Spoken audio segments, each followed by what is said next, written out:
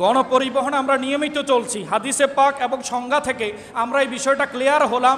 আমার পাশের জন আমার প্রতিবেশী, তার সুযোগ সুবিধার দিকে আমাকে খেয়াল রাখতে হবে।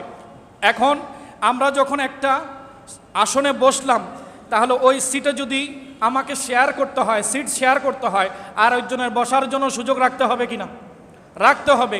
এখন আমি যদি একাই দুইজনের সিটের বেশিরভাগ অংশ দখল করে বসে থাকি, আমার প্রতিবেশী যিনি হবে ইনি আমার দ্বারা আনন্দ পাবেন নাকি কষ্ট পাবেন? কষ্ট পাবেন।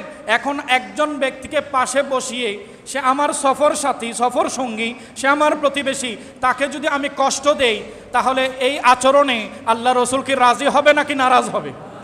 নারাজ হবে। অনুরূপ আপনি অফিসে কাজ করছেন, আপনার পাশের ডেস্কে আপনার একজন অফিস কলিগ আছে, আপনার হাসি এসেছে, আপনি যদি সে হাসিটা তার মুখের উপরে গিয়ে মারেন,